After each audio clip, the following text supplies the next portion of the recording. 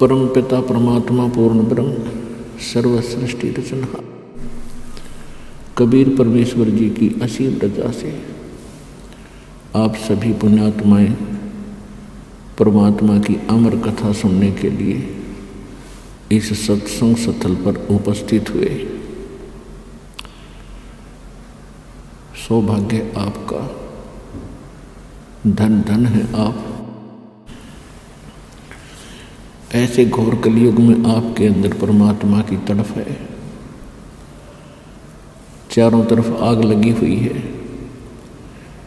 माया को इकट्ठा करने में ऐसी दौड़ लग चुकी है, इंसान कुछ भी आगा पीछा नहीं देखता है, बुरा भला कुछ नहीं देखता है, केवल माया संग्रह करने की होड़ लगी हुई है। सत्संग में आने से पता चलता है कि मनुष्य जीवन प्राप्त करके हमने कौन से कर्म करने चाहिए और कौन से ना करने चाहिए। कोई कसाई है, बकरे काट रहा है, बढ़िया इनकम हो रही है, बड़ा खुश है, उस काम को बहुत अच्छा मान रहा है क्योंकि उसको बेनिफिट घना हो रहा है। अब परमात्मा के तत्व ज्ञान रूपी चश्मों से हम देखेंगे इस ऐनक से, तो पता चलेगा वो कितने कुकर्म कर रहा है, कितने दुष्कर्म कर रहा है, कितने खोटे कर्म कर रहा है।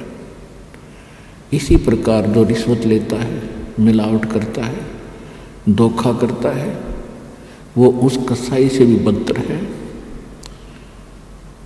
हम मनुष्य जीवन प्राप्त करके ही अपने कर्मों को सुधार सकते हैं और किसी योनि में, किसी शरीर में, किसी बॉडी में, पशु पक्षी के में हम कर्म बना नहीं सकते। अपने किए हुए कर्मों का केवल भोग ही भोग सकते हैं। और जो समय हमारा कर्म बनाने का होता है, सत्संग के अभाव से हम उसमें भी कर्म बिगाड़ने पर ही लगे रहते हैं। और जिस लोक में आप रह रहे हो, हम रह रहे हैं, ये लोक ठीक नहीं है। यहाँ का जो कंट्रोलर है, यहाँ का जो स्वामी है, वो नेक नहीं है, वो परमात्मा नहीं है। भले ही हम उसको परमात्मा कहते हैं, जैसे कोई बदमाशों का ग्रोह होता है, उनका भी एक मुखिया होता है, उसको भी वो अपना मालिक मानते हैं, स्वामी मानते हैं, बॉस मानते हैं। लेकिन वो बॉस उनसे क्या कर्म करवाता है, अंडरस्टूड है।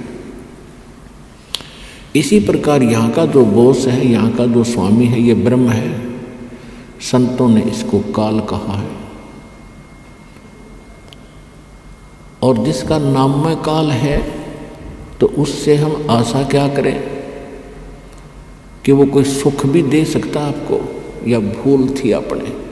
तो इस काल भगवान ने, ये यहाँ के बॉस ने, 21 ब्रह्मांड के स्वामी ब्रह्म ने अपने को दुखी करने का एक बहुत अच्छा सुनियोजित जाल फैला रखा है। और उसके तहत हम फंसे पड़े हैं।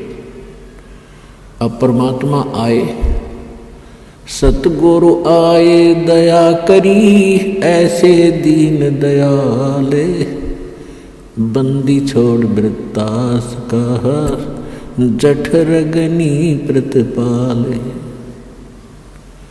कि सतगुरु आए दया करी, ऐसे दीन दयाल। और वो दीन दयाल हमारे मालिक हैं, सबके दाता हैं, सबके विधाता हैं और सबके मालिक हैं। और हम अपनी गलती से इस काल के जाल में फंस गए। अब हम विवश कर दिए इसने, एक रोटी और पेट के लिए, कोठी और कार के लिए। हम मर जाते हैं, वो इच्छाएं पूरी नहीं होती।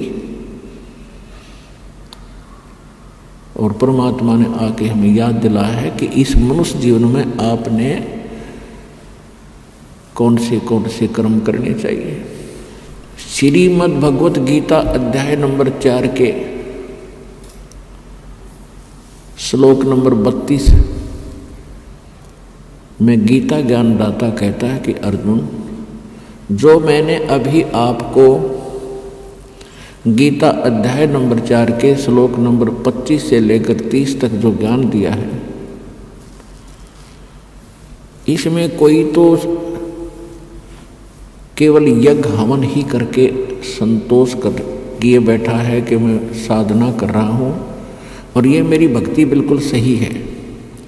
कोई स्वाध्याय करता है प्रतिदिन, सुबह दोपहर शाम को, सुबह शाम कोई पाठ कर लेता है किसी गीता जी का, वेदों का या अन्य किसी वाणी का, और कोई केवल योग साधनाएं करते हैं, कोई घोर तप तपते हैं, और कोई अहिंसावादी तीक्ष्ण व्रत रखते हैं, जैसे मुंह पर पट्टी रख के डाल के नंगे पैरों चलते हैं। और ये सभी के सभी व्यक्ति अपनी साधनाओं को पापनाशक जानते हैं, लेकिन परमात्मा स्वयं आते हैं, अपने मुख कमल से जो ज्ञान बताते हैं वो तत्व ज्ञान है, उसको सूक्ष्म वेद कहते हैं, वो 5वां वेद है। और उस 5वें वेद के अंदर कंप्लीट कोर्स होता है परमात्मा के पाने का, कंप्लीट साधना है, कंप्लीट ज्ञान है, उसको तत्व ज्ञान कहते हैं। उस तत्व ज्ञान को तू चौथे अध्याय के 34वें श्लोक में कहा, उस तत्व ज्ञान को जो परमात्मा अपने मुख कमल से आकर बोलता है, उसको तत्वदर्शी संतों के पास जाकर समझ। उसके अंदर बड़े विस्तार के साथ धार्मिक यज्ञों की जानकारी है, अर्थात धार्मिक अनुष्ठानों की जानकारी दी गई है विस्तार के साथ कि कौन से कर्म करने चाहिए, कौन से नहीं, कौन सी भक्ति ठीक है, कौन सी गलत है। तो इससे एक बात तो ये सिद्ध हुई कि सूक्ष्म वेद के अतिरिक्त जितने भी वेद हैं, ज्ञान है, गीता है, ये कंप्लीट नहीं है। और इनकम्प्लीट से फिर लाभ क्या होगा? जैसे आप कोई मोबाइल नंबर से कोई नंबर मिलाते हो और एक नंबर ज़्यादा या कम लग जाता है तो आपका वो काम बना नहीं, रॉन्ग नंबर हो गया। ठीक इसी प्रकार अध्यात्म मार्ग के अंदर कंप्लीट ही साधना चाहिए, संपूर्ण, और संपूर्ण परमात्मा, और तभी हमारा संपूर्ण मोक्ष होगा, पूर्ण मोक्ष होगा।